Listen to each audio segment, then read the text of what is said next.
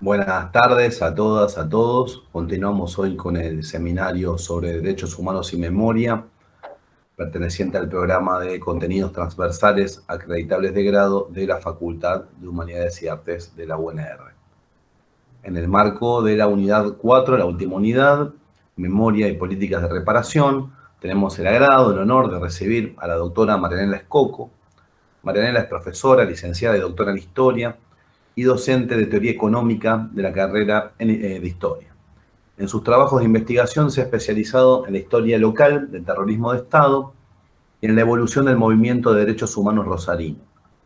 En este sentido, destacamos Territorio Ocupado, libro editado por el Museo de la Memoria sobre la historia del segundo cuerpo de ejército, en el que colaboró con un capítulo, y El viento sigue soplando, los orígenes de Madre de Plaza de Mayo, de Plaza 25 de Mayo de Rosario, 1977-1985, libro que reproduce su tesis de licenciatura. El título de la clase de hoy es La justicia transicional y el movimiento de derechos humanos rosarino. Marianela, bienvenida, muchísimas gracias. Bueno, buenas tardes. Muchísimas gracias en primer lugar por la invitación. Yo quería agradecerles a Lucas y a Federico que me tuvieron en cuenta para este seminario, donde, bueno, además pasaron por él a través de las distintas clases compañeros y compañeras con los que hemos compartido muchos espacios, por eso para mí es un honor y un orgullo estar hoy acá. Bueno, la idea de la clase de hoy tenía que ver con pensar estos dos momentos. Si fuera presencial haríamos un corte en el medio, pero bueno, vamos a tratar de hacerlo todo seguido, voy a tratar de ser breve, así después damos lugar a preguntas, comentarios, inquietudes. Esos dos momentos tienen que ver, por un lado, con lo que denominamos justicia transicional, que es todo ese momento en la década del 80, post-dictadura, ¿no?, donde se aplican una serie de medidas, algunas más conocidas, otras menos, pero que nos interesa detenernos porque algunas han sido reiteradas en varias oportunidades y otras no tanto, pero que son necesarias para comprender todo el proceso en su conjunto, ¿no? Y en un segundo momento nos vamos a detener en la conformación del movimiento de derechos humanos en Rosario, que es lo que yo he investigado con mayor profundidad y que quizás ahí podemos, a lo mejor haga algunas anunciaciones y a lo mejor puedan preguntar más inquietudes quizás personales, si conocen o si desconocen, ¿no?, sobre el movimiento de derechos humanos en Rosario.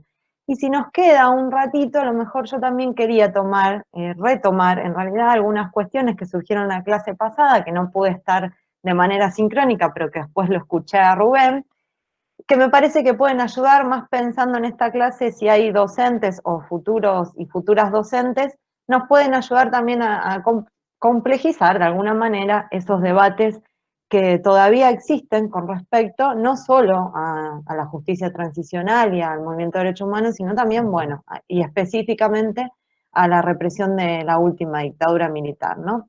Eso si nos queda un poquito de tiempo o tal vez pueda surgir también en las preguntas. Para iniciar, ¿no?, hay que pensar, retrotraernos de alguna manera a ese momento, a finales del año 1983, donde se produce el cambio de gobierno, ¿no? Se termina la dictadura, se llama elecciones, gana Raúl Alfonsín y asume el gobierno, que hoy lo vemos de una manera muy cristalizada y, si se quiere, las memorias colectivas han surgido, digamos, han instalado algunos mitos con respecto al problema de los desaparecidos y al problema de la justicia, pero que en ese momento estaba todo por hacerse, para decirlo de alguna manera, ¿no? Hay una cierta visión que luego de la derrota de la Guerra de Malvinas, los militares todavía en el poder, pero ya en retirada, pierden mucha capacidad de discutir, ¿no?, esa salida transicional y, por supuesto, de discutir los términos en que podían o no ser juzgados, ¿no? Hay una idea de que eso se dio de alguna manera de forma natural. Y bueno, vamos a tratar de detenernos a pensar que eso en realidad no fue así, que de hecho el problema de los desaparecidos se convierte en este momento en un problema de gobernabilidad, que digamos no había tenido todavía una repercusión política inmediata, que atendiera el reclamo quizás de los familiares o de los afectados directos, y que hizo falta que esa figura se convirtiera en un problema de la política interna, ¿no? De la dinámica política interna de la Argentina, para pasar a tener, sí, el alto grado de protagonismo que tuvo, ¿no?, en los primeros meses del gobierno de Alfonsín. Pero hay que poner en cuestión, de alguna manera, esa visión generalizada acerca de que cuando asume Alfonsín ya existía una condena moral a la represión y a la dictadura, y por el contrario, nosotros vamos a sostener que fue el movimiento de derechos humanos el que avanzó en construir esas nuevas representaciones acerca de la condena hacia la dictadura y la represión, y también vamos a pensar que en realidad el proceso de circulación más amplio de esa condena se dio de manera más tardía y tiene que vincularse con lo que fue el trabajo de la CONADEP y la publicación del Nunca Más y toda esa serie quizás de eventos que sucedieron mediáticamente para que la sociedad en su conjunto conociera lo que había pasado con la dictadura. Digo, entre estos dos momentos, ¿no?, la asunción del gobierno de Alfonsín y el resultado del trabajo de la CONADEP, pasa poco menos de un año, pero de todas formas hay que pensar que fue necesario construir esa condena social y que no estaba todavía dada hacia finales de la dictadura, ¿no? Por eso pensamos que hacia el final de la dictadura, los únicos, o de alguna manera los pocos, que habían construido esta idea de los desaparecidos como un problema y de la justicia como una necesidad, solo eran los afectados o los vinculados con el universo de derechos humanos. Y quizás también algunos militantes cercanos a algunos partidos, sobre todo de izquierda, ¿no? Por eso, las primeras medidas del gobierno de Alfonsín, que las toma el mismo diciembre, con pocos días de diferencia, son fundamentales, ¿no? La primera de ellas, el 12 de diciembre, son los famosos, estos sí son famosos, decretos 157 y 158, que disponían en ese momento, ¿no?, el enjuiciamiento a, en primer lugar, los 7 jefes guerrilleros o los 7 jefes de las organizaciones político-militares, y en segundo lugar, a las 3 primeras juntas de la dictadura. Recordemos, la dictadura había tenido 4 juntas y estos decretos imponían el juzgamiento a las 3 primeras. Pero además de ello, se establecía un manto de igualdad, ¿no?, una equiparación de responsabilidades entre la violencia estatal, o lo que podemos denominar terrorismo de Estado, con la violencia política civil de las organizaciones guerrilleras. Y además de eso, el decreto 157, que pretendía enjuiciar a las organizaciones guerrilleras, digamos, lo hacía a partir de 1973, mientras que el que enjuiciaba a las juntas militares lo hacía a partir de 1976, es decir, a partir de la dictadura. Y por lo tanto, lo que se leía, o el resultado de la interpretación de estos decretos, tiene que ver con que eran las organizaciones revolucionarias las que se proponían como responsables y como antecedente de la violencia estatal. Esto va a ser muy importante porque a partir de estos dos decretos se va a erigir lo que denominamos como teoría de los dos demonios, que si quieren o si tenemos tiempo después podemos hacer un análisis más profundo sobre eso. Yo les dejaba un texto de Marina Franco al respecto, que lo que dice ella en realidad es que esto no era novedoso, sino que era una lógica binaria que ya se había implantado incluso en el gobierno democrático anterior, del 73 al 76, donde se planteaban dos violencias, una de la extrema izquierda, entre comillas, y otra de la extrema derecha, que estaba asociada a los grupos paraestatales, el más conocido de ellos, el de la AAA, ¿no? Eran dos violencias enfrentadas, dos demonios, si se quiere, que era necesario acabar, terminar, ¿no? Precisamente con ese discurso, los militares llegan al poder en la última dictadura militar, con la idea de que eran un poder superior que iba a terminar con esas dos violencias. Lo novedoso de esta equiparación de las violencias en 1983 y con el gobierno de Alfonsín tiene que ver con que ahora era el propio poder militar, eran las propias Fuerzas Armadas las que se erigían dentro de uno de esos demonios, ¿no? Y además, lo que tenía también de novedoso es que en esta equiparación de violencias, el gobierno de Alfonsín, y si se quiere, los militantes y dirigentes de su partido en particular, podían presentarse como externos a esas violencias, ya que no habían participado ni de la una ni de la otra, cosa que algunos y algunas pensaban que el peronismo no podía hacer, porque como conocemos, existieron también organizaciones guerrilleras peronistas, ¿no? Entonces, bueno, eso me parece interesante para comenzar a plantearlo y para que empecemos a pensar la dicotomía que va a tener de alguna manera toda esta década, que va a atravesar el análisis de toda la década, ¿no? Por otro lado, estos primeros días del gobierno de Alfonsín se tomaron otras medidas, ¿no? Se enviaron al Parlamento varios proyectos de leyes, uno que tenía que ver con la reforma del Código de Justicia Militar, del cual nos vamos a detener ahora, también la reforma del Código Penal, el agravamiento de penas por delitos de tortura, y también se envió la ley que debía anular la denominada ley de autoamnistía que habían sacado los militares unos meses antes de retirarse del poder, que los inculpaba, los exculpaba, mejor dicho, del juzgamiento por los crímenes cometidos durante la dictadura, ¿no? Este conjunto de medidas claramente estaban orientadas a garantizar la investigación de los crímenes de la dictadura y su juzgamiento. Aunque como vamos a ver tenía una serie de limitaciones y no se pensaba en un juzgamiento amplio como lo pensamos quizás después.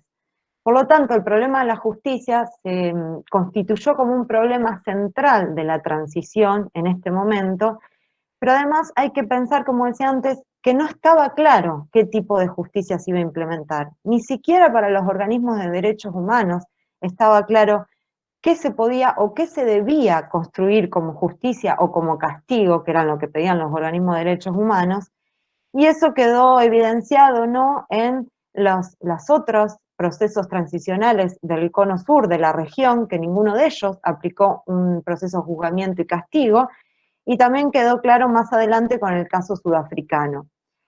Pero por otro lado, tampoco se sabía si esto se iba a dirimir en la justicia civil, porque entre otras cosas, uno de los proyectos de Alfonsín y de las ideas tenía que ver con que existiera una depuración, autodepuración castrense y que el juzgamiento se llevara a cabo en la justicia militar. Por eso una de las primeras reformas que propone es precisamente la reforma al Código de la Justicia Militar, ¿no?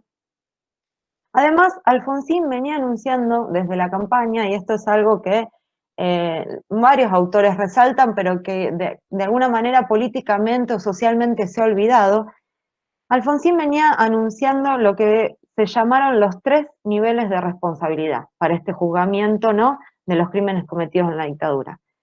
¿Con qué tenían que ver esos 3 niveles? Bueno, con distinguir entre quienes habían ordenado la represión, entre quienes habían cumplido órdenes y entre quienes se habían excedido en el cumplimiento de esas órdenes, ¿no?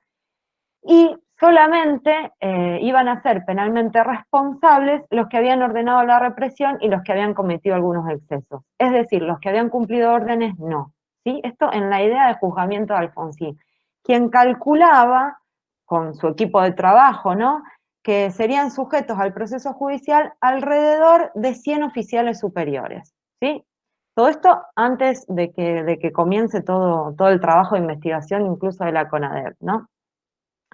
Entonces, bueno, iban a ser juzgados las Fuerzas Armadas, pero la idea de Alfonsín tenía que ver con no provocar lo que se podría denominar una reversión autoritaria, ¿sí? Y poder integrar de alguna manera a esas Fuerzas Armadas al juego democrático. Lo que pasó por el contrario, digamos, o quizás inesperadamente, tiene que ver con que, bueno, el resultado, que fue ese juicio a las juntas, que después nos vamos a detener más, lo que hizo fue juzgar a los máximos responsables de una dictadura militar. Y la particularidad es que es un gobierno civil el que lo juzgó, porque muchas veces este juicio ha sido comparado con Nuremberg, y sin embargo en Nuremberg son las fuerzas de la ocupación los que juzgan a un enemigo vencido, ¿no? Acá, sin embargo, fue un gobierno civil, y eso es lo que hasta el día de hoy es totalmente valorizado en Argentina y en el mundo, que tiene que ver con el juicio a las juntas. Más allá de eso, vamos a pensar, como les decía, en cómo se llegó a este juicio a las juntas y qué consecuencias tuvo también, ¿no? En ese sentido, yo les proponía para leer, si lo pudieron ver, el texto de Acuña y Smulovich, que es muy interesante, que es un texto que tiene algunos años, pero que realmente me parece que es el que mejor trata todo este proceso de enjuiciamiento que se dio, ¿no?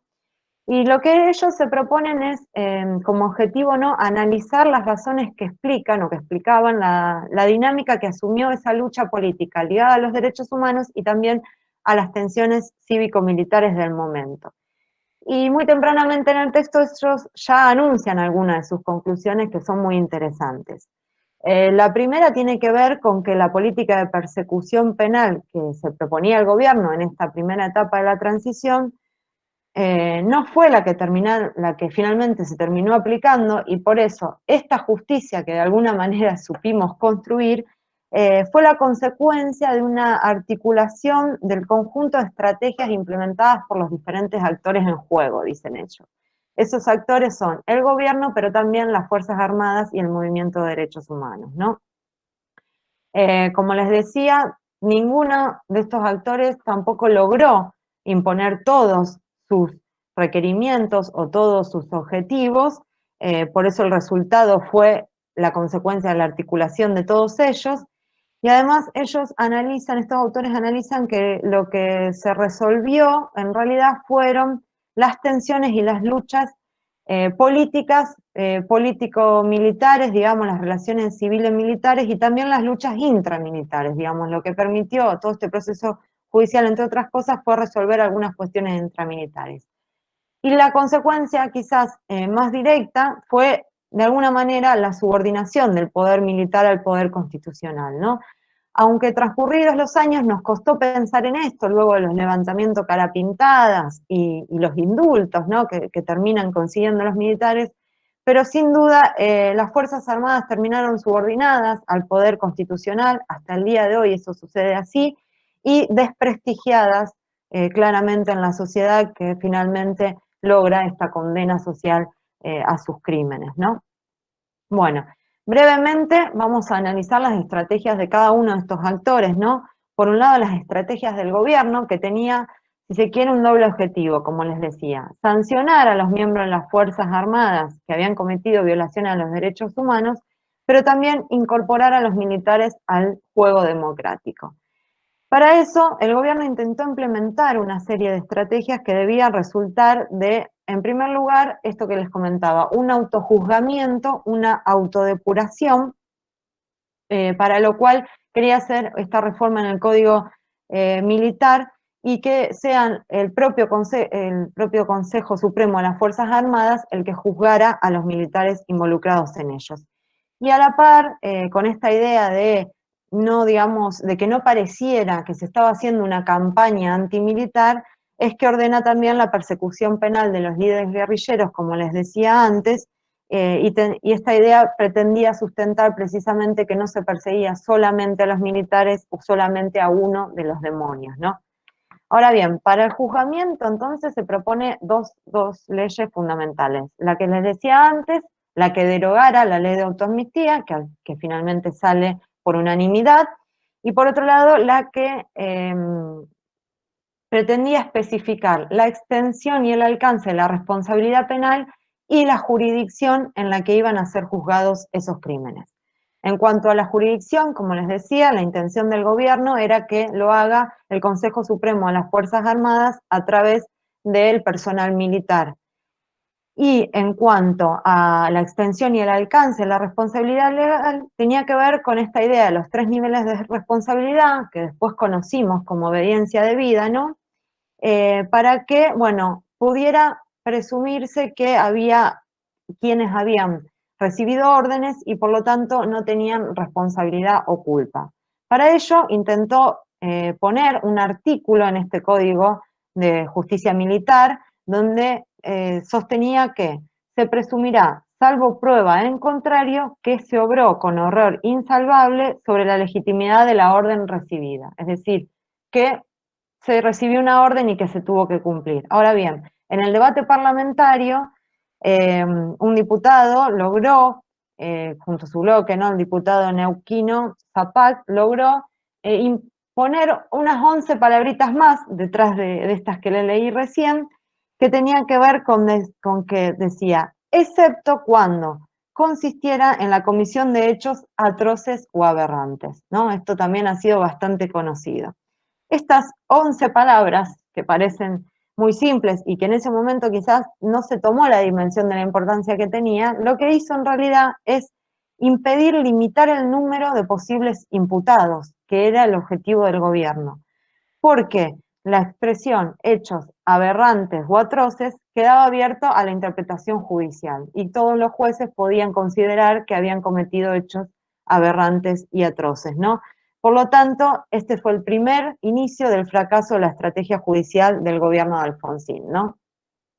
Por otro lado, brevemente, ¿no? Se creó la CONADEP, la Comisión Nacional por la Desaparición de Personas, que pretendía investigar lo sucedido con los desaparecidos en Argentina, que se presentó como una comisión de personalidades, a diferencia de lo que pedían los organismos de derechos humanos, que tenía que ver con una comisión investigadora parlamentaria, ¿sí? O bicameral, que esté integrada por diputados y senadores. ¿Por qué los organismos de derechos humanos pedían esto? Bueno, porque una comisión parlamentaria iba a tener la facultad para tomar declaración indagatoria, es decir, podía incidir directamente en la justicia y no solo en la verdad, que fue lo que pretendió hacer Alfonsín con la CONADEP, ¿no?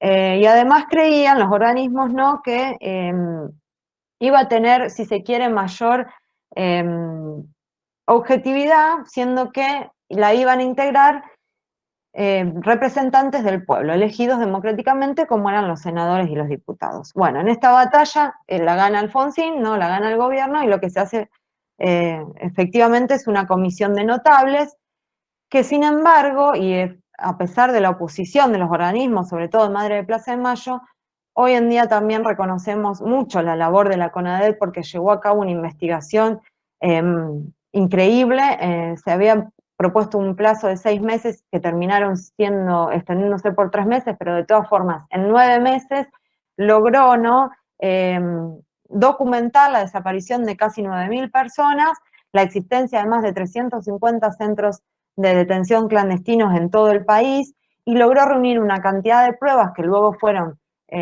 transferidas a la justicia y sirvieron de base para el juicio de las juntas, lo cual hasta el día de hoy, por supuesto, reconocemos, ¿no?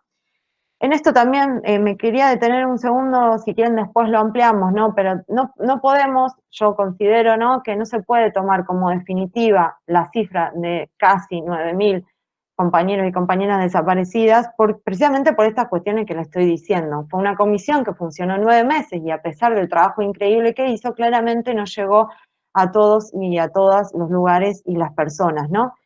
Por lo tanto, la Secretaría de Derechos Humanos, de Nación, a quien luego después se le transfirió todo el trabajo a la CONADEP, siguió recibiendo denuncias y para el año 2003 tenía una cantidad de 13.000 desaparecidos contabilizados en Argentina, ¿no? Y luego todas las causas por delitos de lesa humanidad abiertas a través del tiempo siguieron registrando nuevos casos de nuevas desapariciones que tiene que ver, como siempre decimos, con el contexto de clandestinidad, y que en todo caso, bueno, los que nos tendrían que decir cuántos y cuántas desaparecidos y desaparecidas hay son quienes implementaron este plan sistemático de represión que, bueno, fueron los militares, ¿no? Pero bueno, eso lo podemos seguir discutiendo un poquito con respecto al debate de la cifra, ¿no?, que siempre surge. Bien, por otro lado, estaba, les decía, otro de los actores eran las Fuerzas Armadas, que por supuesto su objetivo era impedir directamente el tratamiento judicial. Intentaron hacerlo con la ley de autoamnistía, que fue derogada enseguida, ¿no?, de asumido el nuevo gobierno, ¿no? Y por su parte, el Consejo Supremo de las Fuerzas Armadas se negó a juzgar a sus ex camaradas, ¿no? Porque, entre otras cosas, lo que se había implementado como reforma dentro de ese Código Civil tenía que ver con que podía existir una apelación en la justicia civil en caso de que la justicia militar se demorara por más de 6 meses en el tratamiento de las causas, ¿no? Entonces, de alguna manera, lo que se preguntan estos autores tiene que ver con que por qué el Consejo Supremo de las Fuerzas Armadas iba a aceptar juzgar a sus camaradas cuando cualquiera de esas causas podían además ser apeladas luego en la justicia civil, ¿no? Entonces, directamente el Consejo Supremo se negó hacer esto y fueron trasladadas todas las causas a la Cámara Federal de Buenos Aires, que fue la que llevó a cabo luego el juicio a las juntas, ¿no? En este sentido, esa fue otra derrota o fracaso del gobierno de Alfonsín. Por último, los objetivos del movimiento de derechos humanos, ¿no? Que consiguieron muchos de ellos, por supuesto. La primera, volvemos a decir, la derogación de la ley de autoamnistía, que fue el primer reclamo, incluso cuando esta ley salió en plena dictadura o en el final de la dictadura, ese ya era un reclamo a los organismos de derechos humanos. Por otro lado, los organismos lograron que el tema no se cerrara de alguna manera, y forzaron a que se encuadrara en alguna instancia donde pudiera haber algún tipo de castigo judicial, ¿no? Como verán, lo ponemos todo en condicional porque, como les decía al principio, no se sabía qué tipo de castigo iba a ser posible. De hecho, no lo fue en otros lugares. Pero los organismos y el movimiento de derechos humanos en Argentina logró que el tema se debatiera en la justicia y tuviera algún tipo de castigo. Ahora bien, por supuesto que el castigo que tuvo se alejaba de las pretensiones del movimiento, ¿no? La primera oposición tuvo que ver con que la jurisdicción de la primera instancia fuera la militar, ¿no? Que en definitiva no se concretó. También se alejaba de sus pretensiones, ¿no? La idea de la comisión de personalidades, como les dije, pedían una comisión bicameral, y por último también los niveles de responsabilidad que intentó poner el gobierno y que muy tempranamente, ya en este año, ¿no? Libraron del tratamiento judicial a una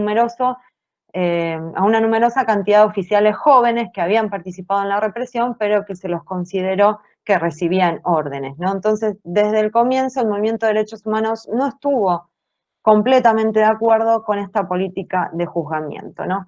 Sin embargo, como les decía, el juicio de la Junta fue un éxito, ¿no? Fue un éxito judicial, pero también fue un éxito de la movilización social, fue una conquista de la movilización social, aunque no fue una revisión exhaustiva de todos los crímenes, sino sobre una determinada cantidad de casos que la Fiscalía en ese momento decidió y eligió de alguna manera como más representativos, ¿no?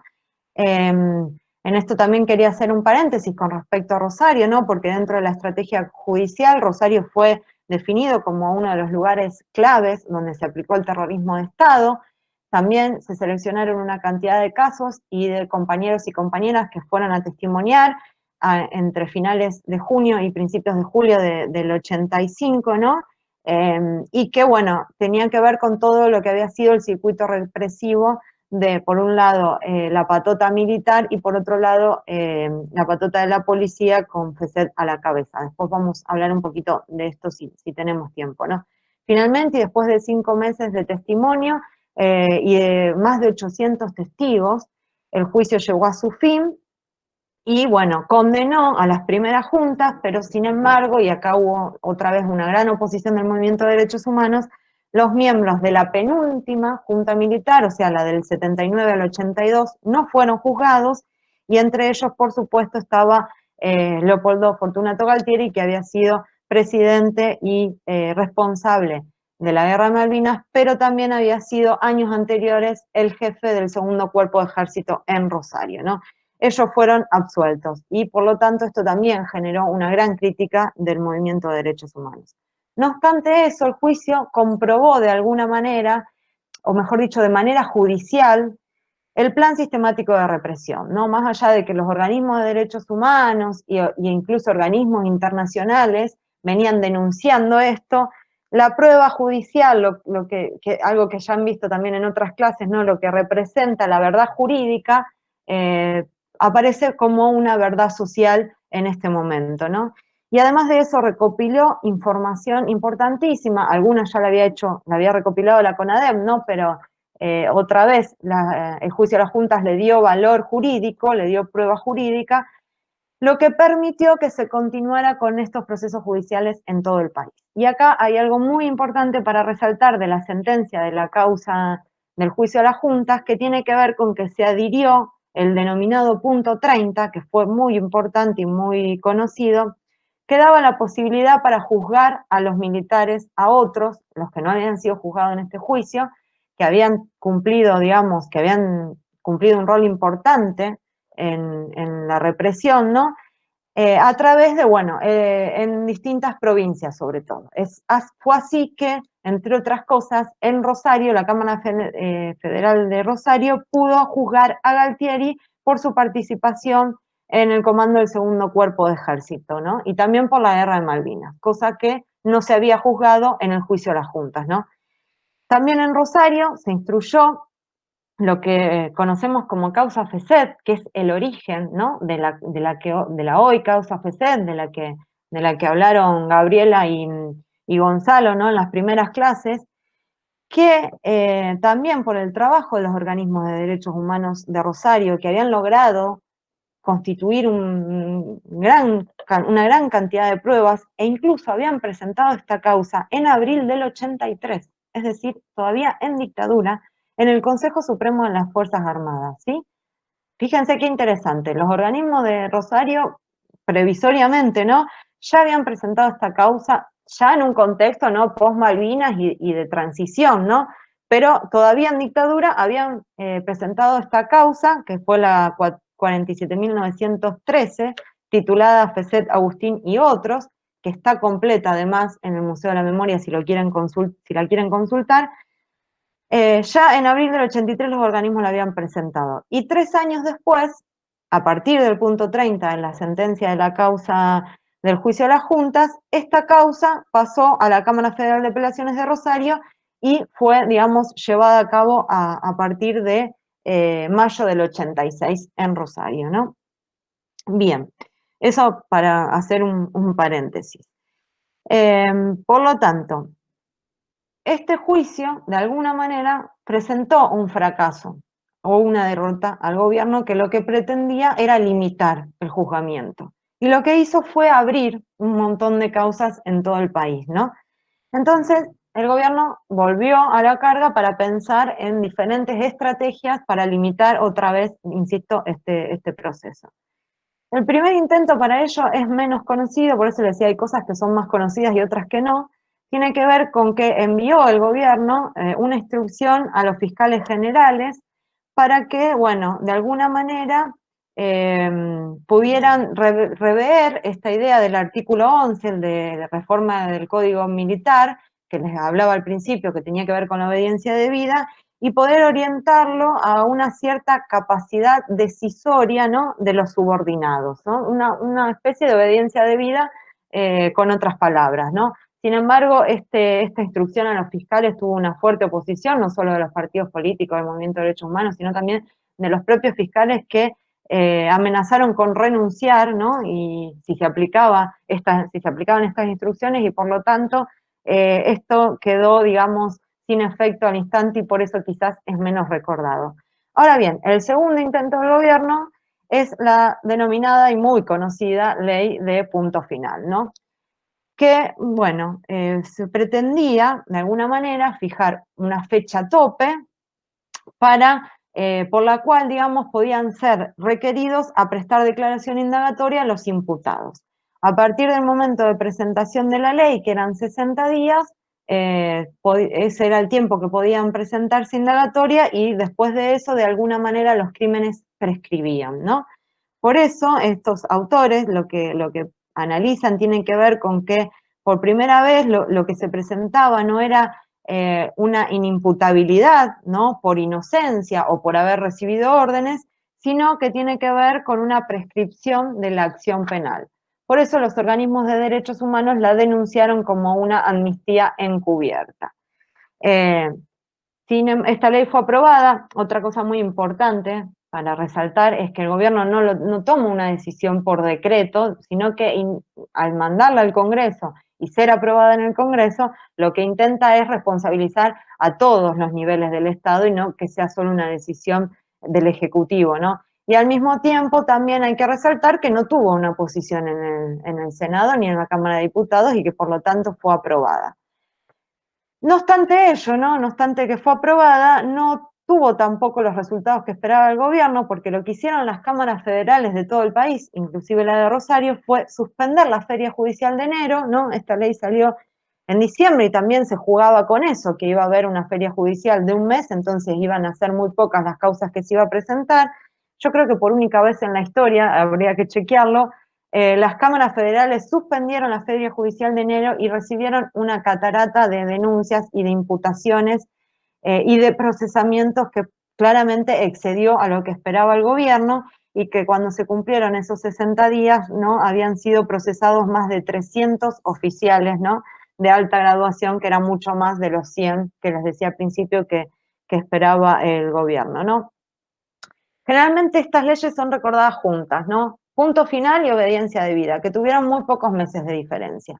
Pero en el medio ocurrió el primer levantamiento cara pintada de Semana Santa, ¿no?, de 1987. Lo que hay que remarcar en primer lugar que la ley de obediencia, la ley de punto final fue anterior al levantamiento cara pintada. Y lo segundo que me interesa remarcar, en realidad, que ya lo quiso remarcar el gobierno en su momento, es que esta ley de obediencia debida, que va a salir un tiempo después de este levantamiento cara pintada, ¿no?, en realidad, como anunció el gobierno en ese momento, ya estaba esta idea en el plan original, en la campaña electoral, cuando Alfonsín hablaba de los niveles de responsabilidad, en los intentos de imponer algún tipo de obediencia debida, tanto en la reforma del Código Militar primero como en la instrucción de los fiscales después, ¿no? Es decir, esta ley de obediencia debida no fue una derrota, no fue una claudicación del gobierno de Alfonsín, como se ha interpretado, como todavía interpretan muchos y muchas, sino que tenía que ver con su proceso de juzgamiento. Y por otro lado, también hay que decir que si bien la imagen del gobierno salió muy deteriorada y se lo vio como respondiendo a las demandas de los carapintadas, en realidad los carapintadas no obtuvieron casi nada de lo que exigían, ¿no? Porque exigían en primer lugar el pase a retiro del que era el comandante en jefe y de todo el generalato, que de alguna manera fue reemplazado, pero por otras cuestiones, algunos renunciaron, otros se les cumplían el pacto, se les cumplía su servicio, y además no fue designado un reemplazante de los que querían estos carapintadas, ¿no? Por otro lado, el reclamo a los carapintadas a una solución política para las causas judiciales no era una ley de obediencia debida, sino que era una amnistía completa, como podemos pensar que después se dio con los indultos, ¿no? Tampoco se terminó lo que ellos llamaban campaña de desprestigio en los medios de comunicación, que por otro lado quedaba fuera del alcance del gobierno, ni no fueron juzgados como pedían, sino por el contrario, Rico, que era el líder, ¿no?, de este levantamiento cara pintada, fue procesado y muchos de los que habían participado también fueron trasladados y recibieron sanciones disciplinarias. Y por último, tampoco se aumentó el presupuesto militar como pedían los carapintadas, ¿no? Entonces, ¿qué queremos decir con todo esto? Bueno, que no fue, insisto con esto, una claudicación del gobierno la ley de obediencia debida, ni una respuesta al levantamiento cara pintada, aunque en ese momento fue leído de esta manera. Lo que se puede pensar a lo mejor es que sí aceleró esa decisión que el gobierno ya tenía tomada de poner un límite a este juzgamiento, como fue con la ley de obediencia debida, ¿no? Pero también otra interpretación que podemos hacer es que una cosa era anunciar en la campaña presidencial, cuando, insisto, no estaba visto, no estaba seguro, no se sabía cómo iba a ser, si iba a haber un castigo y cómo iba a ser ese castigo, ¿no? Una cosa era anunciar en esa campaña presidencial un nivel de responsabilidades, cuando además había otro candidato con posibilidades de ganar que pretendía mantener la ley de autoamnistía, ¿no? Para ponernos en contexto. Y otra cosa muy distinta era sacar la ley de obediencia debida en el año 87, cuando ya se había producido, ¿no?, el juicio a las juntas y todo ese debate y esa condena social que estaba instalada luego de todo el trabajo de la CONADEP y de, bueno, el trabajo de los organismos de derechos humanos que se encargaron también de, bueno, difundir todas esas pruebas que había recabado la CONADEP y luego el juicio a las juntas. Entonces, si bien era un proyecto del gobierno, era un proyecto que estaba en la campaña electoral y que después el gobierno había tratado de implementar, esta ley de obediencia debida sin duda fue percibida como una debilidad del gobierno de Alfonsín, que había respondido de alguna manera a las presiones ejercidas por los militares, ¿no? Bueno, para hablar entonces de lo que significó esta ley de obediencia debida, entre otras cosas, y para hablar de nuestra localidad que es Rosario, ¿no? El 28 de junio de 1987, después de esta ley, se produjo el desprocesamiento de los integrantes de la patota del Servicio de Informaciones comandada por FESED, en esa causa que les comentaba que había sido pasada a la Justicia Federal de Rosario, y por tanto fueron todos liberados, ¿no? FESED, que era el máximo responsable, había fingido su muerte un año antes, luego Carlos Delfrade demostró que en realidad no murió en ese momento, sino que murió 2 años después. Por lo tanto, al no estar el máximo responsable y todos los otros quedar bajo la ley de obediencia debida, esta causa se cerró, ¿no? En Rosario en el año 87, lo que me parecía también importante resaltar. Bueno, esto por un lado, veo que ya hablé un montón. Si les parece, hago una síntesis breve de lo que fue el movimiento de derechos humanos en particular en Rosario, muy breve, y en todo caso después continuamos con las preguntas, ¿no? Porque bueno, para hablar del movimiento de derechos humanos, si bien es un actor clave y fundamental, y lo fui nombrando ahora, nos tenemos que retrotraer un poquito a lo que tiene que ver con los inicios de la dictadura militar, de la última dictadura militar, ¿no?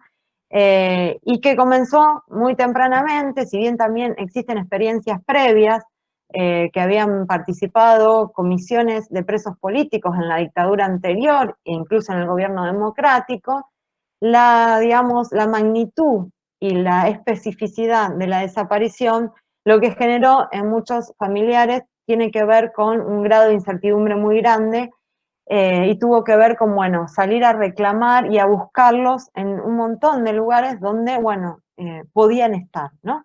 Desde hospitales, morgues, hasta cárceles y comisarías, ¿no? El movimiento anterior había tenido más que ver con, bueno, saber dónde estaban detenidos y reclamar por su libertad. Ahora, directamente había que averiguar dónde estaban, ¿no?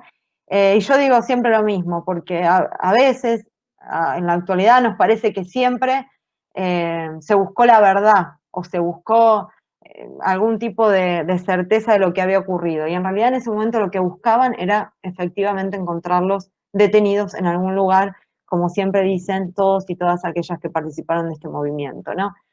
En Rosario lo que los nucleó muy tempranamente fue la sede del Segundo Cuerpo de Ejército, donde hoy se encuentra el Museo de la Memoria, y por eso este lugar ha sido y es tan significativo para el movimiento de derechos humanos, porque allí estaba la autoridad militar, que en ese momento era lo más importante, era más importante que el intendente, aunque el intendente también fuera militar, ¿no?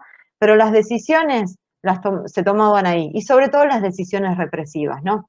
Entonces, todos y todas los familiares fueron allí a preguntar por sus desaparecidos y desaparecidas.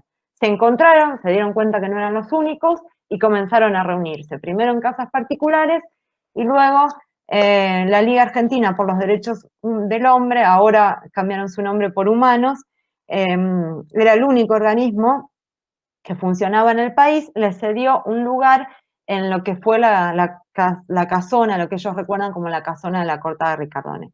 Allí se formó primero familiares de detenidos y desaparecidos por razones políticas, en el año 77, ¿no? Con Fidel Tonioli como su presidente hasta su muerte, en el 2002.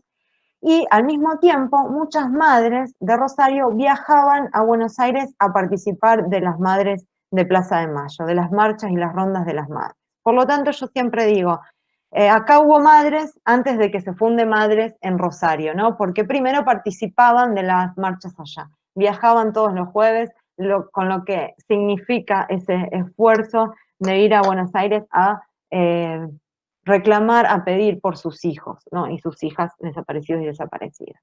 Al mismo tiempo también se empiezan a producir en la ciudad diferentes reuniones que tenían que ver con intentar formar un organismo de lo que en ese momento consideraban como no afectados, no directamente afectados por la represión, en consonancia con lo que era a nivel nacional la Asamblea Permanente por los Derechos Humanos.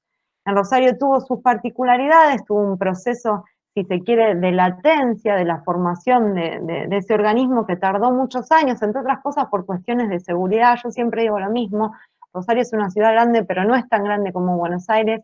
Acá se conocían muchos y se conocían todos, había mucho miedo, y fue muy difícil que personalidades destacadas, como quizás participaban en la APDH de Buenos Aires, pudieran participar acá. Finalmente, este organismo se funda en plena dictadura en el 79 y desde entonces comienza a hacer un trabajo muy intenso de recopilación de pruebas que tiene que ver con lo que les decía antes y que luego fueron entregadas a la justicia para denunciar, ¿no? Este terrorismo de Estado que había ocurrido en Argentina. Recién en democracia, y ya habiendo, si se quiere, algunas posturas encontradas, algunas disputas entre los integrantes de este movimiento, se va a fundar Abuelas y Madres de Plaza, luego 25 de mayo, primero se constituyeron como filiales, ¿no?, de las madres y las abuelas de Buenos Aires. Estas disputas o estas diferencias tenían que ver con, por un lado, el rechazo a la CONADEP, que las madres sostuvieron, más allá de que los otros organismos luego la aceptaron y participaron activamente de ella, y más allá del resultado positivo que tuvo, las madres seguían pensando que lo que debía reclamarse era una comisión bicameral, e incluso lo siguieron haciendo para que se creara en Santa Fe, en la Cámara de Santa Fe, ¿no?, en el Congreso de Santa Fe, una comisión bicameral. Y por otro lado tenía que ver con la consigna aparición con vida. Y esto es algo también bastante difícil de explicar, porque los otros organismos y los otros y las otras militantes interpretaron que, bueno, terminada la dictadura, comenzada la democracia y la revisión judicial de los casos, que daban cuenta de que efectivamente no había desaparecidos con vida, ¿no?, de que se habían abierto los centros clandestinos de detención, de que se habían abierto las cárceles y que allí no estaban, ¿no? Yo quiero decir esto, para el año 84 las madres todavía esperaban encontrar a sus hijos con vida, ¿no? Pero además de eso, las madres sostenían que era una consigna política, porque si los daban por muerto, en primer lugar ellas decían, no vamos a ser nosotras las que los demos por muerto. Si los damos por muerto, que digan dónde están y quién los asesinó, en primer lugar. Y por otro lado, era una estrategia judicial también, porque si los daban por muerto, esos crímenes iban a prescribir. Y como les dije antes, ante la incertidumbre de no saber cuál iba a ser el proceso de castigo y de juicio, podía suceder, por ejemplo, como efectivamente pasó, que hubiera algunos años de impunidad y luego estos crímenes se pudieran volver a juzgar. Pero para eso tenían que ser crímenes imprescriptibles, como es la desaparición forzada de personas, que se continúa perpetuando hasta el día de hoy porque todavía muchos y muchas compañeros y compañeras desaparecidos no han sido encontrados con vida. Las madres fueron intransigentes en esta consigna de aparición con vida que el resto de los organismos de alguna manera abandonó, no porque se opusieran a las madres, sino porque no lo veían posible, no lo veían como una salida posible, y en base a estos dos disputas, digamos, ante el rechazo de la CONADEP y la consigna de aparición con vida, las madres lo que decidieron en Rosario fue formar su propia filial, que continuó trabajando conjuntamente con todos los organismos de Rosario, pero que tuvo esta particularidad y que hasta el día de hoy, digamos, es paradigmática de este movimiento de derechos humanos. Bueno, podría hablar muchísimo más, pero creo que ya hablé una hora, así que si les parece pasamos a preguntas, comentarios, críticas. Gracias, Marianela. Excelente, exhaustiva y tremendamente precisa tu exposición. Ahora siempre pasamos a un tipo de intercambio, si es por parte de compañeras y compañeros mejor, si no, nosotros siempre tenemos con Fede un par de cositas para preguntar, somos bastante molestos en eso. Pero bueno, abrimos el espacio primero a si a lo mejor una compañero tiene algo para comentar, para preguntar, algo que no le haya quedado muy, muy claro de la exposición. Aprovecho mientras piensan algo para consultar. Franco nos consulta si los libros que nombró Fede al principio en la presentación, Territorio Ocupado, y otros más editados por el museo que fueron siendo nombrados, están disponibles en la página web. Todavía no, los estamos digitalizando y viendo cómo podemos hacer para que circulen. En en la página del curso subimos una parte del último libro que editó el museo, que es Genocidios. Así que esa es una pregunta más bien, una respuesta más bien técnica. Yo, Mariana, me gustaría preguntarte, Sí. hablamos bien o desarrollamos bien el periodo 1983, comienzo de los 90 o de los 80, básicamente el alfonsinismo y el movimiento de derechos humanos. Me gustaría consultarte cómo fue la movilización ya en los 90, ¿no? Con el surgimiento ya, primero, de movilizarse ante los indultos, que creo que es un enfoque, si bien los resultados de impunidad son claramente similares a los del primer gobierno democrático, pero incluso el enfoque es totalmente diferente, es mucho más radicalizado en su visión de olvido, básicamente, ¿no? Están considerando de los indultos, está el presupuesto de que hay que dar vuelta a la página para lograr el salto de desarrollo que el país necesitaba, por ejemplo, cosa que el alfonsinismo con Malamud Gott y Carlos Nino nunca plantearon de esa forma. ¿Cómo se tomó esa jugada del menemismo en Rosario, el movimiento de derechos humanos? ¿Cómo se acopló o no se acopló a las estrategias de nivel nacional? Primero por ese hecho y segundo por el surgimiento de la generación de los hijos, ¿no? Si podés darnos un poquito más de precisiones de ese movimiento mucho más, creo yo, más federal incluso que el de la primera generación de organismos. ¿Qué estuvo pasando en Rosario en esa década? Bueno, sí, en general vamos a hablar, después nos detenemos, ¿no?, en Rosario. La década del 90, si se quiere, hay que dividirla en dos con respecto al movimiento de derechos humanos, y el parteaguas es el surgimiento de hijos, claramente, con otras cuestiones que pasaron, ¿no?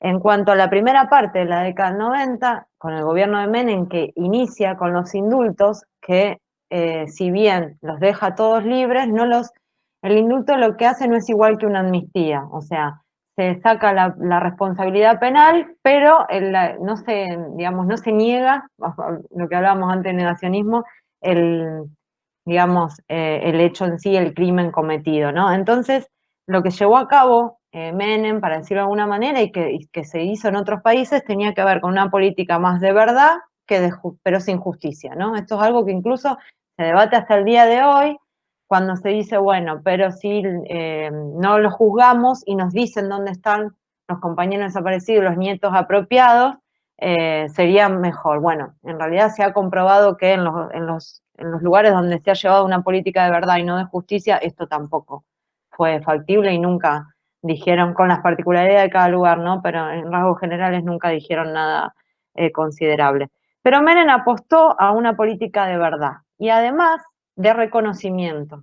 ¿Por qué digo esto? Porque una de las políticas más importantes del menemismo y muy discutida en el movimiento de derechos humanos fue la política de reparaciones, ¿no? Que se discute hasta el día de hoy, además, ¿no?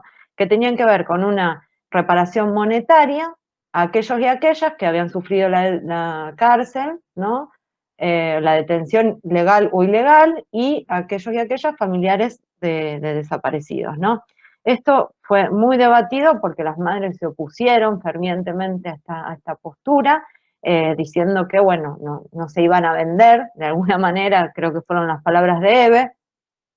Yo siempre quiero hacer esta salvedad porque a mí me parece, por lo menos como generación, que no podemos juzgar a aquellos y aquellas que sí lo aceptaron, porque el terrorismo de Estado no solo destruyó familias y vidas, sino también que en muchos casos impidió a mucha gente continuar con sus trabajos, perdieron propiedades, viviendas, bueno, una serie de cuestiones que de alguna manera estas reparaciones, por supuesto que no devolvieron a los familiares desaparecidos, ni a los años que estuvieron presos los y las compañeras, pero de alguna manera instauraron algún principio de reconocimiento, ¿no?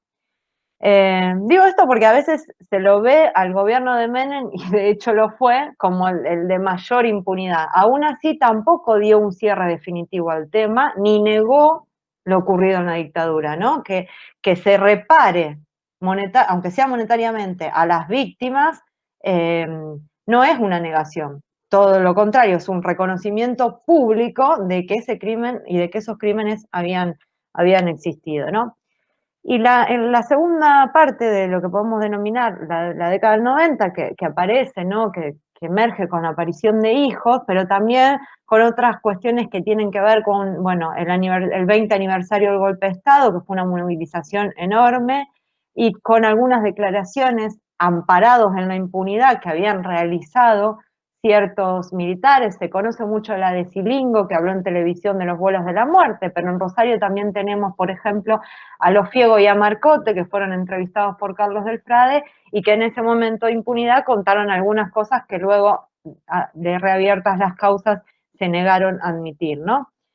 Lo que aparece, como decías vos, Lucas, es un movimiento muy federal, que incluso algunos dicen que sus orígenes se dan en Córdoba, y además muy amplio, ¿no? Y en esto también quería resaltar, ya que me hiciste la pregunta, en esta idea de, bueno, los hijos y las hijas empezaron a discutir quiénes eran las víctimas del terrorismo de Estado. ¿Y por qué digo esto? Porque en cada regional, como ellos se denominaron por ciudad, ¿no? Ellos empezaron a discutir la membresía de hijos e hijas, ¿no? Del organismo en particular. ¿Qué quiero decir con la membresía? Bueno, ¿quiénes iban a integrar este organismo?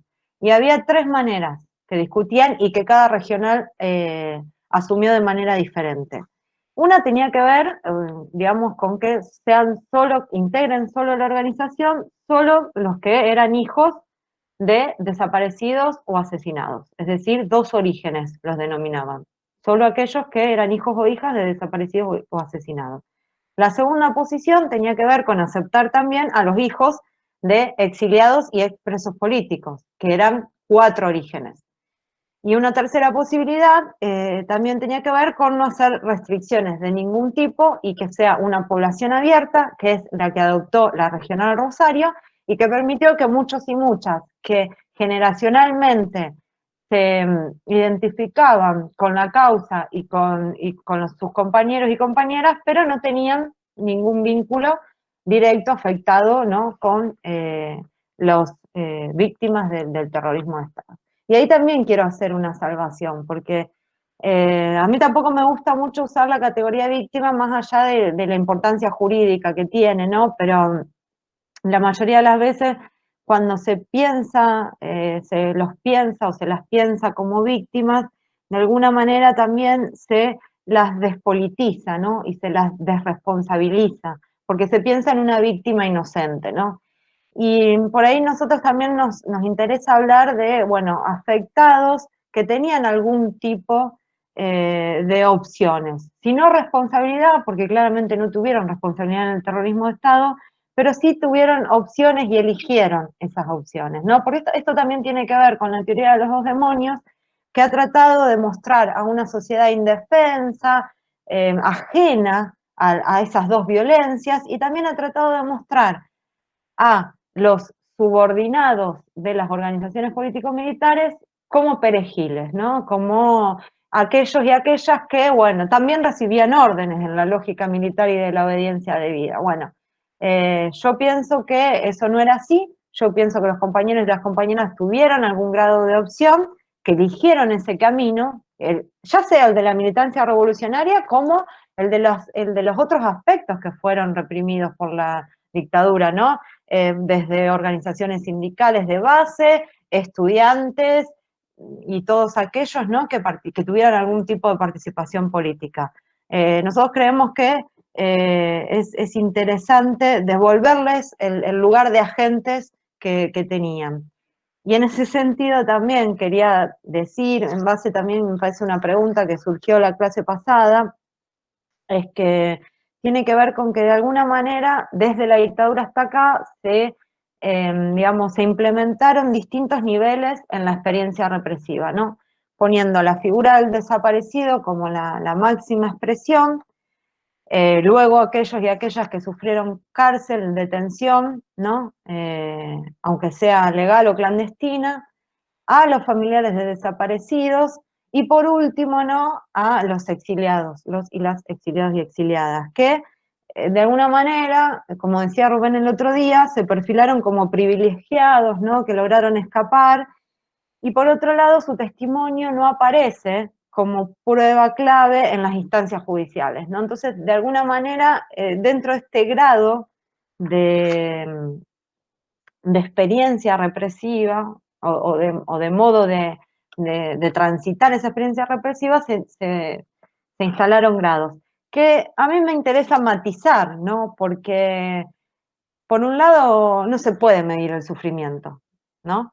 Yo no intento esto, no intento comparar el sufrimiento de una madre o de una persona que sufrió torturas, a lo mejor con la de un exiliado, pero porque no puedo. Y por otro lado, muchos de los exiliados, la mayoría de ellos, ya habían sufrido también detención, persecución, allanamiento de sus casas, pérdida de sus propiedades y o pérdida o caída de sus compañeros y compañeras, ¿no? Entonces, digo, ¿no?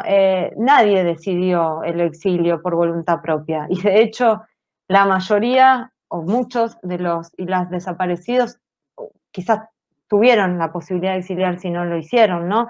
Entonces, bueno, hasta dónde se puede medir el grado de afección, ¿no? De la experiencia represiva, ¿no? Que yo quería también decir esto en base a lo que había surgido de la clase pasada. No sé si Sí, te respondí la pregunta. sí, totalmente. Y sobre eso último coincido. A mí también me cuesta mucho establecer, marcar esas diferenciaciones, jerarquías. Hay experiencias distintas y eso que analíticamente y científicamente corresponde hacerlo, pero de ahí a establecer otro tipo de diferenciaciones a mí me cuesta mucho y además conozco y entiendo que la experiencia del exiliado tiene en la previa, que explica el exilio, de hecho, tiene en la previa muchísimas situaciones de desarraigo, de sufrimiento, de tortura, digo, perder la nacionalidad, perder la patria es una violación más a los derechos humanos, ¿no? Muchísimos casos de las personas que se fueron al exilio, al principio o antes, fueron torturadas y pasaron por situaciones de encierro o de pérdida del trabajo, o de expulsión de sus cargos en la universidad, en las fábricas, en donde sea que ellos pasaban o realizaban su labor. Respecto a eso, Fede tuvo un problema con la compu, entonces no está en este momento, pero sí me pasó por WhatsApp, me llegó a pasar una preguntita, me dijo, por si me caigo, pasale la idea, se cumplió. Me consulta, y es una consulta que a mí también me parece muy interesante, o que hablemos, reflexionemos un poquito de la composición del movimiento de derechos humanos en Rosario, no por los miembros en sí del movimiento, sino por las víctimas que buscaban, ¿no? Lo que se suele decir es, bueno, la dictadura persiguió y desapareció a militantes políticos, sociales, etcétera. Pero cuando uno habla con Victoria Basualdo o lee en detalle también el Nunca Más, surge que la cantidad de trabajadores, ¿no? o representantes sindicales de base es muy grande en esa representación.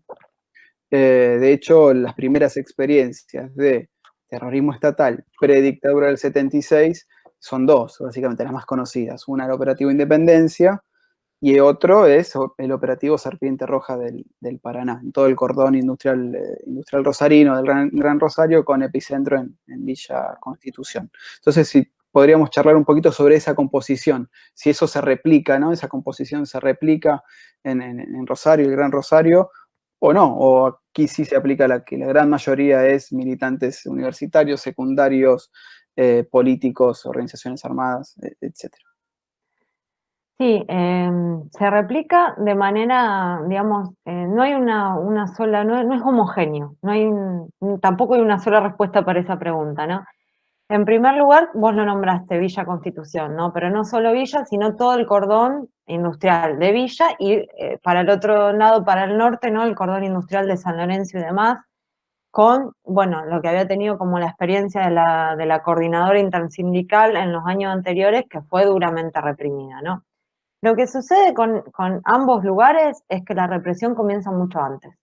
Claramente en Villa, marzo del 75, pero también en el cordón norte, ¿no? Entonces, muchos y muchas son asesinados, ¿no? No son ya o todavía desaparecidos. Por lo que hace diferente la composición del movimiento, ¿no? Incluso yo lo que analicé es que los orígenes del movimiento, de lo que fue Familiares en Rosario, surgen de una comisión de presos que se formó en el 75 en Villa Gobernador Galvez y Villa Constitución. Entonces, ¿qué sucede? Voy a contar un ejemplo de la trayectoria de una madre, pero porque es particular. Una madre que tenía, de Villa Gobernador Galvez, ¿no? Tenía a un hijo detenido en el 74, luego liberado. Ella empieza a participar de las comisiones de presos, ¿no? Empieza a organizar esta comisión de presos. Luego, el otro hijo es detenido, todavía legal, en el 75, y en el 76, el que había sido detenido antes y luego liberado es desaparecido, ¿no? Entonces, ella lleva esa experiencia de reclamar por un hijo preso o dos hijos luego presos a la comisión de familiares de desaparecidos, ¿no? Que es totalmente distinto y eso se ve claro cuando una persona atravesó los dos momentos, ¿no? Una cosa era organizarse para ir a visitarlo a la cárcel, que muchas veces era muy complicado, pero que todavía existía esa posibilidad, y otra cosa era buscarnos a un desaparecido. Pero de alguna manera transmite esa experiencia al resto del movimiento. Sin embargo, lo que ocurrió de alguna manera tiene que ver con que los que quizás dirigieron o lideraron el movimiento en Rosario sí estaban más relacionados con una clase media o por lo menos con algunos recursos no solo monetarios o económicos, sino también simbólicos. Por ejemplo, como les comentaba, que había madres que empezaron a viajar a Buenos Aires. Bueno, claramente la madre de un obrero no puede hacer eso, ¿no? Entonces, esas personas que empezaron a impulsar el movimiento, Fidel Tonioli, que fue el presidente, viajó a todo el mundo para denunciar la desaparición de su hijo y bueno, y de los demás, ¿no? Participó en un montón de reuniones. Buenos Aires es lo más cerca, ¿no? Pero en todo el país y en todo el mundo, ¿no? Entonces, hubo un momento, si se quiere, constitutivo del movimiento que fue de alguna manera canalizado quizás por personas que tuvieran más recursos simbólicos, además que pudieran redactar un documento, que se animaran a leerlo en una concentración de 100 personas en plena dictadura en la Plaza San Martín, ¿no? Digo, tiene que ver mucho con esto. Y después hay otro momento que tiene que ver con el trabajo de la CONADEC, que de alguna manera se vuelve a, si se quiere, poner más atención en el componente de clase, lo que hace también que se regionalice la CONADEC, ¿no? Porque, por ejemplo, en Santa Fe se creó una delegación de la CONADEC nacional que se dividió entre norte y sur, Santa Fe y Rosario, y a su vez se creó una delegación en Villa Constitución. Y esa delegación de Villa tenía mucho vínculo con los familiares desaparecidos de San Lorenzo, por ejemplo, ¿no? Porque claramente la experiencia represiva de esos lugares había sido diferente a la de Rosario, y ni hablar que había sido diferente a la de Buenos Aires, ¿no? Entonces, hay así como ese otro momento en el que eso vuelve a suceder. Después hay excepciones, ¿no? Como Herminia Severini, que era una de las madres y que era ella trabajadora, ¿no? Que había participado en sus sindicatos, ella era enfermera y, digamos, que tenía una militancia previa y que llega, digamos, a la búsqueda de su hija con todo ese bagaje de clase y de militancia que había tenido, ¿no? Pero yo, si me preguntan así en general, creo que el movimiento mantiene esa característica de, por lo menos, ciertos recursos, como les decía, si no económicos, simbólicos y culturales, que les permitieron realizar una suerte de acciones que, bueno, que otros sectores y otras clases sociales no pueden a lo mejor sostener, no pueden sostener en el tiempo, ¿no? Que pudieron hacer esporádicamente, pero que es difícil sostener. Sí, bárbaro, sí, totalmente de acuerdo con esa idea. Gracias, Marianela, por esas precisiones. A veces en términos en clave más sociológicas y tomando el atrevimiento de meternos en cuestiones de la sociología que no son propias, uno piensa que se reproduce, ¿no? Los centros y periferias se reprodujeron también al interior del movimiento de derechos humanos, y hay centros y periferias urbanas, y hay centros y periferias de clases sociales. Este año tuve la experiencia de acompañar en su pasantía curricular a una alumna de la licenciatura de Ciencia Política en el museo. Ella es de Misiones, pero vive hace muchos años en Rosario. Y la experiencia de investigación le permitió redescubrir, mejor dicho, el movimiento de agricultores misioneros, el MAM, con lo cual que fue diezmado por la dictadura, pero que en el relato de sobrevivientes o familiares de víctimas del terrorismo de Estado misionero no está. Y bueno, ya se está proponiendo retomar esa investigación como final de su carrera para poner en caja esa Y cuestión. ahí, perdón Lucas, volvemos Sí. al problema de los 30.000.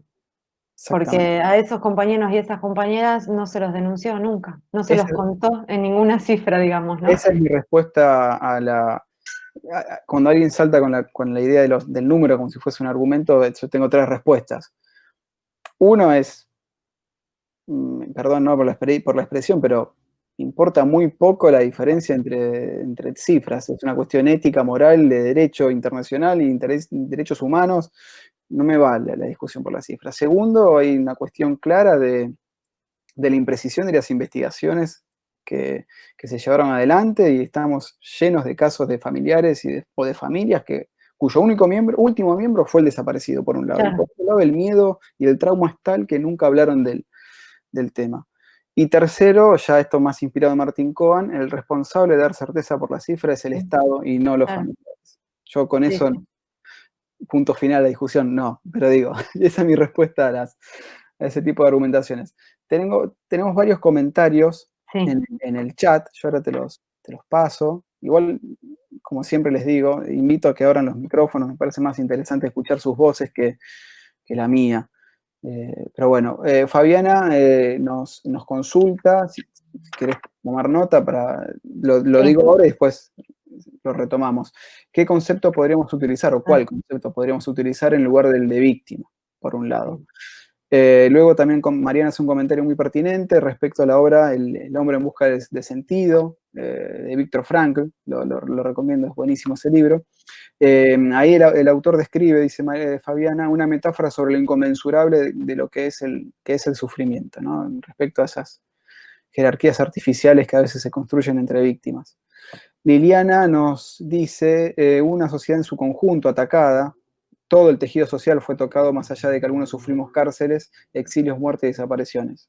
Coincido, Liliana, ahí estamos retomando la idea de genocidio, ¿no? Como reconstituyente o reorganizador del lazo social, más allá del que recibió el ataque físico, por así decirlo. Otro comentario también de Liliana, continuando con sus reflexiones, la represión del cordón industrial comienza antes, coincidimos, y es la muestra clara de que había un proyecto económico de neoliberalismo y debían descabezar organizaciones obreras. Y por último, Rubén Martínez nos consulta.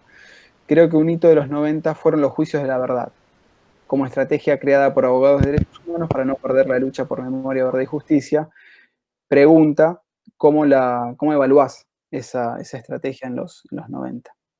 Así que preguntas en concreto hay 2. Sí. ¿Qué categoría podríamos reutilizar en lugar de víctima? Y por último, ¿cómo evaluamos la estrategia de juicios por la verdad de los 90? Bien, bueno, vamos por orden.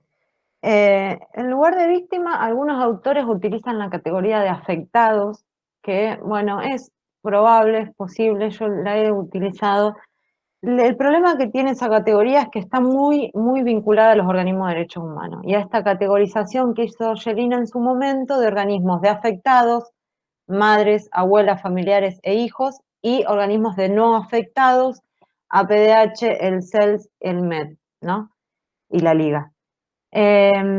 Con la cual tampoco estoy de acuerdo, y yo de alguna manera lo compruebo en mis investigaciones, que lo que sucedió, por lo menos en las ciudades más pequeñas, o en las ciudades como Rosario, es que hubo una circulación de militantes por diferentes organizaciones y que la participación o la pertenencia a una u a otra tenía que ver con cuestiones políticas. Y esto yo, por ejemplo, lo demuestro, que cuando se funda Madres con todo lo que le comentaba, muchas hermanas, primas, e incluso abogadas, digo, no afectadas, empiezan a integrar lo que acá se conoció como el Grupo de Apoyo a Madres, porque bueno, ahí sí la membresía fue cerrada para hacer un paralelo con hijos, ¿no?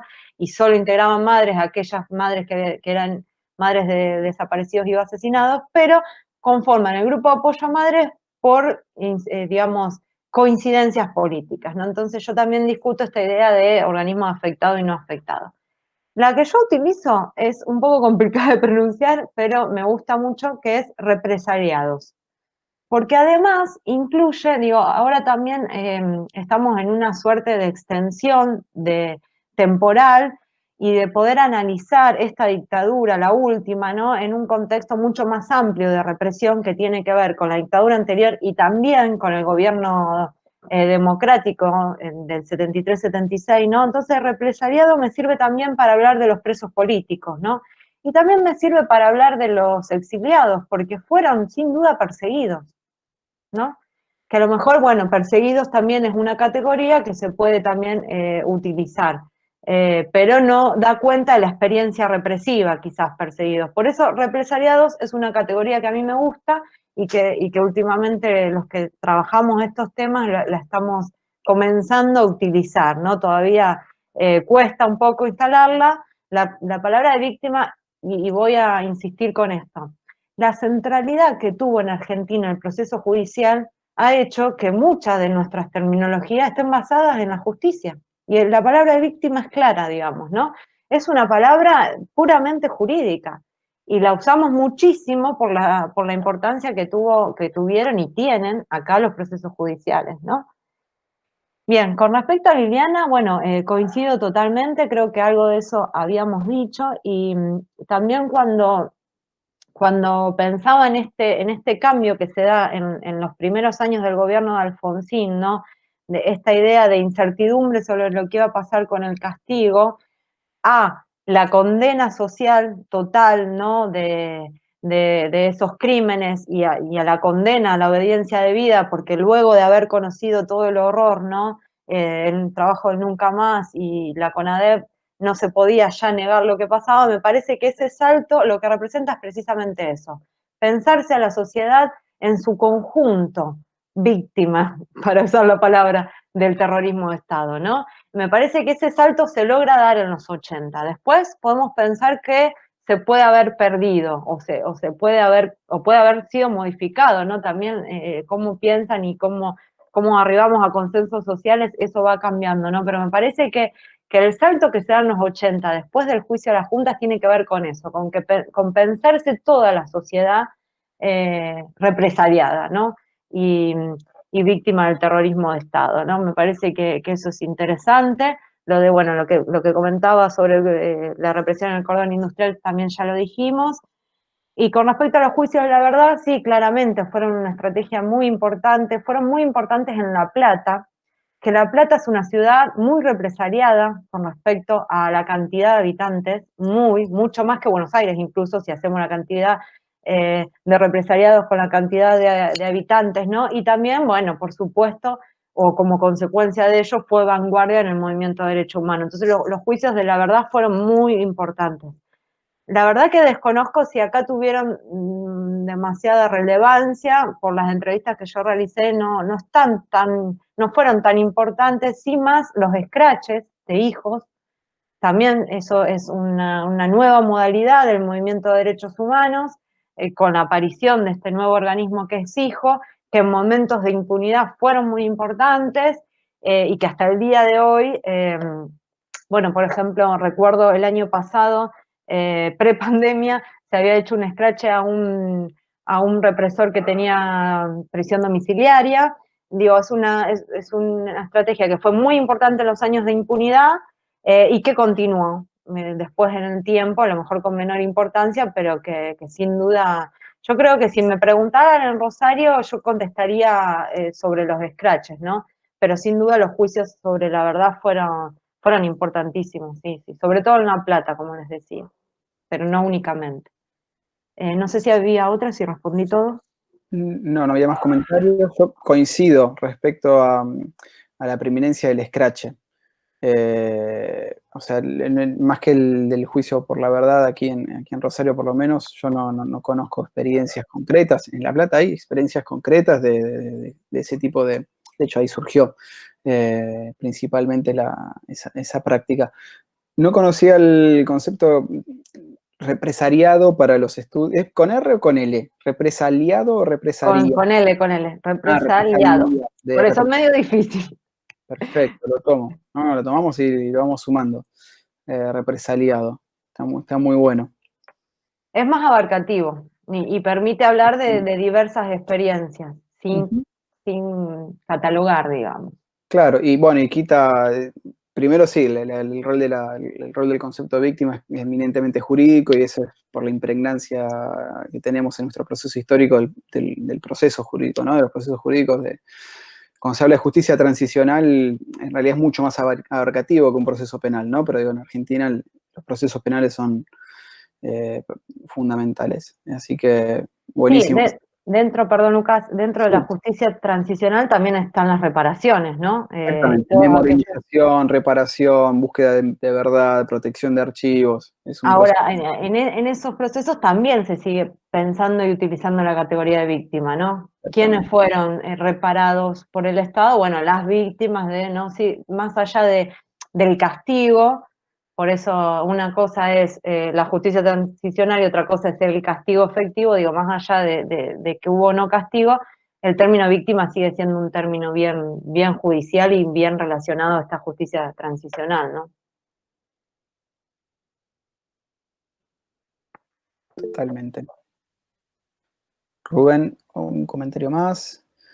Además sirvieron cuando los derechos humanos se consagraron en el 94 para reiniciar juicios y el rapto de menores es imprescriptible. Bueno, el rapto de la apropiación de menores siempre, junto con esta frase de Zapag, que pasó imperceptible, pasó desapercibida, pero fue muy contundente en cuanto a sus consecuencias, ¿no? De los hechos aberrantes, la apropiación de menores siempre estuvo, o quedó afuera, mejor dicho, de los intentos tanto de Alfonsín como del gobierno de Menem de tratar de limitar los procesos de justicia, ¿no? Siempre fue como un límite ético, por así decirlo.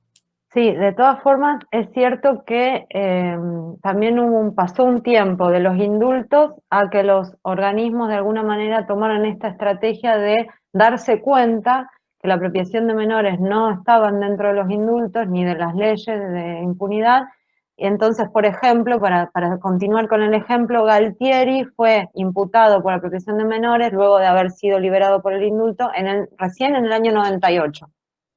Entonces, hubo como un tiempo en que, bueno, fue también una estrategia del movimiento de derechos humanos de encontrarle la veta a ver por dónde podíamos juzgarlos y condenarlos a estos represores. Y bueno, llevó un tiempo, pero efectivamente se hace antes de que se caigan las leyes, ¿no?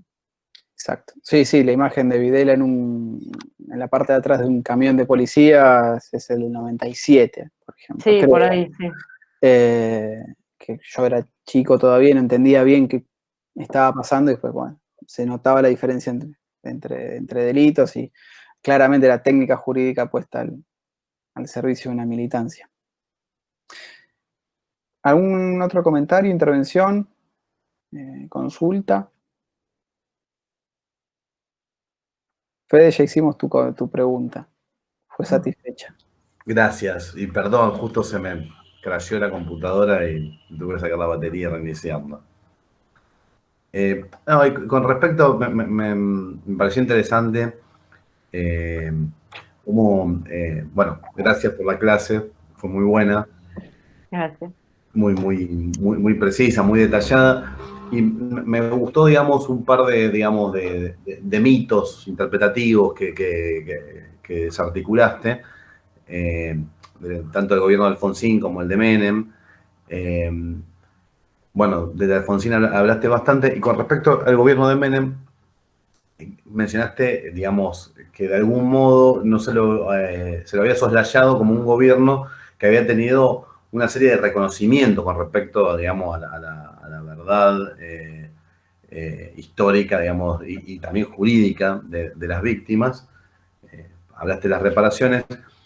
Y también, digamos, me parece otra cosa que es importante, que se suele mencionar de ese gobierno, que, bueno, obviamente después del caso Carrasco, la eliminación, digamos, de la conscripción obligatoria, pero me parece que también un aspecto muy importante que se suele soslayar es la reducción tajante del presupuesto a las Fuerzas Armadas que se dio en el gobierno de Menem, que si uno lo piensa en comparación, no sé, con Chile o con otros países donde se dieron otros procesos, digamos, de transición, sería impensable, no sé, que en Chile le saquen un punto de los 6 puntos del PBI que tiene el ejército, se armaría, se armaría flor de revuelo si te quitan un punto nomás, ¿no? Entonces, digo, como sé que sos docente también de economía, te quería preguntar por eso. Sí, eso también, en realidad la respuesta para mí es política, ¿no? Para mí eso tiene que ver con esto que dicen Acuña y Smolovich, que es que la subordinación que se termina dando a pesar de esta década tan convulsionada como fueron los 80, pero que efectivamente se termina dando esa subordinación del poder militar al poder constitucional, en mayor parte por esta amenaza de ser juzgados, ¿no? Amenaza que en un tiempo se concreta, que luego logran dejar sin efecto, ¿no? Pero que continúa, y lo vimos claro hoy que podemos seguir llevando adelante estos juicios, ¿no? Frente a esa amenaza, y a que también de alguna manera la cúpula militar y todos los subordinados se dieron cuenta de que eso efectivamente podía ser así, bueno, retrocedieron en otras cuestiones, ¿no? Entonces, claramente, la baja en el presupuesto tiene que ver con eso. Bueno, a ver, cállense, le habrá dicho Menem, porque los vuelvo a juzgar, ¿no? Y en eso dijeron, sí, señor. Me parece que tiene que ver con eso, que no se puede pensar, porque también hay una reestructuración, ¿no? Yo no soy especialista en el tema, pero hay gente que estudia un poco más de esta idea de la reestructuración de las Fuerzas Armadas, de la profesionalización que se viene, que va a comenzar en los 90, que continúa hasta el día de hoy.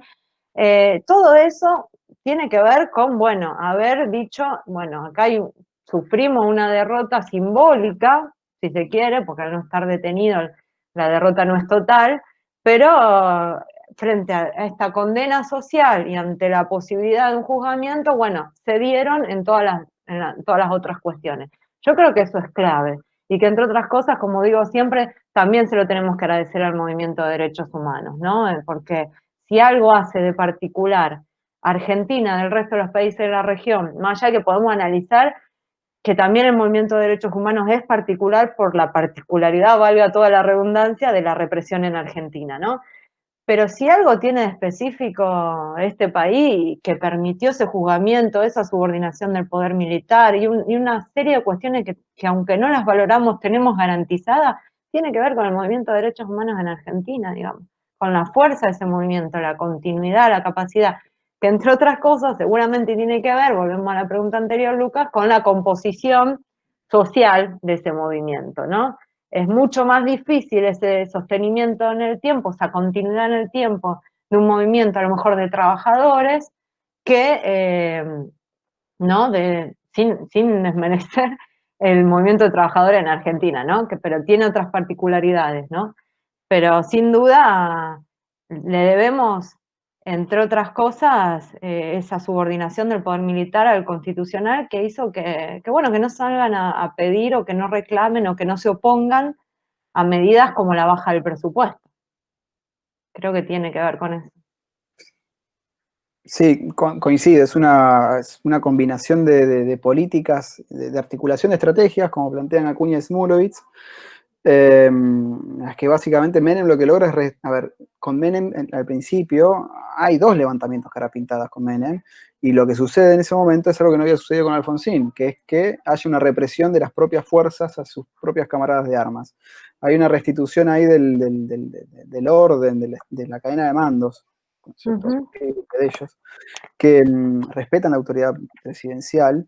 Entonces, básicamente es ese intercambio de estrategias, ¿no? Yo te garantizo la impunidad, encima participás, porque las cúpulas militares pasan a ser partícipes del proceso de privatización o de reducción de las fuerzas, como fue también el movimiento sindical argentino, que también participaron de las privatizaciones. te reconfiguro las hipótesis de conflicto, ya no está el enemigo interno, no hay peligro del comunismo a nivel mundial ni a nivel regional, entonces hay toda se da una combinación de factores en ese periodo muy intenso que es 89-92, que entiendo yo que da por resultado esta y llegaría también hasta Carrasco, que da por resultado esta resubordinación de las Fuerzas Armadas, o primera subordinación de las Fuerzas Armadas en más de 80 años al poder civil, ¿no? A retrotraerse a los cuarteles, cosa que no había sucedido hasta entonces. Entonces, sí, un periodo más que interesante. El primer gobierno de Menem es uno de los más intensos e interesantes para estudiar, mucho más que el segundo, claramente, o más que la década en términos largos. Y a eso hay que agregar también, pero que no parezca que estamos haciendo una defensa de Menem, ¿eh? Pero bueno, también hay que reconocer que adhirió a un montón de tratados internacionales de derechos humanos, ¿no? Y los incorporó en la reforma constitucional, ¿no?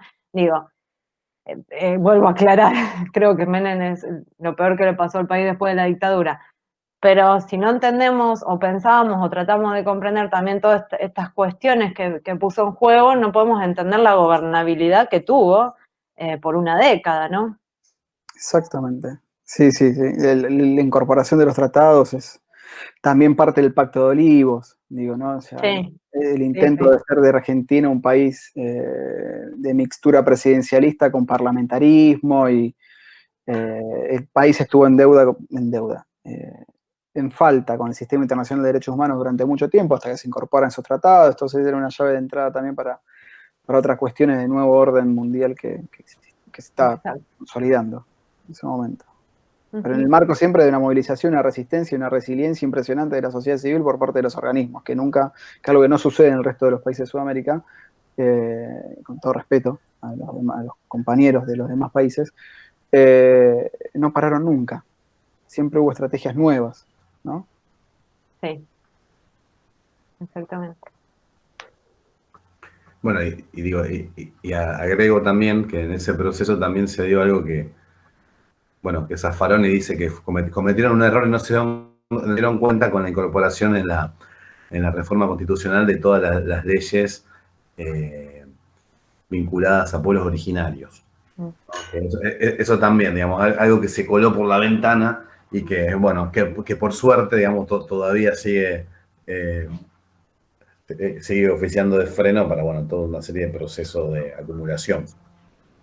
Sí, y también algunas leyes referidas a los derechos de la mujer,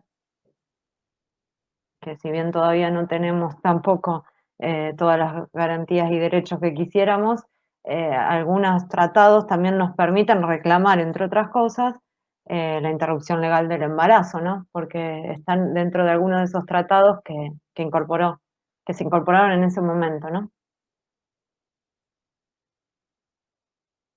Bueno, ahora hay que desarmar un poco de esta alabanza al gobierno de Menem, en el que se convirtió Bueno, no, sabemos que por todo eso después hizo todo lo demás.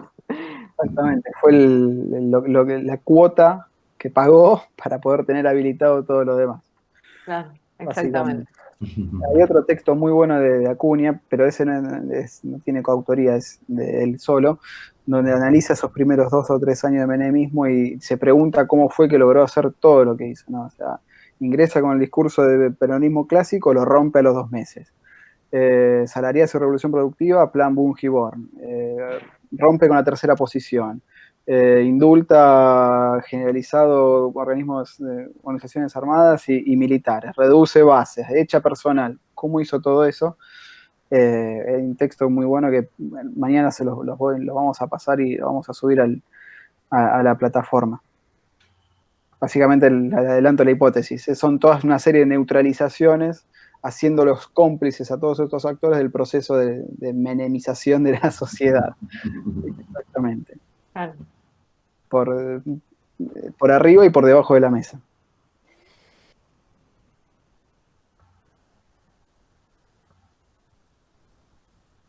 Bueno, si no hay más preguntas, yo agrego una cosita que como me quedé también en los 80 y 90 no llegué, que tiene que ver con, bueno, cómo después el movimiento de derechos humanos en Rosario continúa hasta la actualidad, ¿no? Y en particular siempre hago la aclaración de las madres que en el año 95 digamos, dejan de funcionar como filial de madres, de Asociación Madre de Plaza de Mayo de Buenos Aires, que es la DEBE, y se constituyen ellas como Madres de Plaza 25 de Mayo de Rosario, ¿no?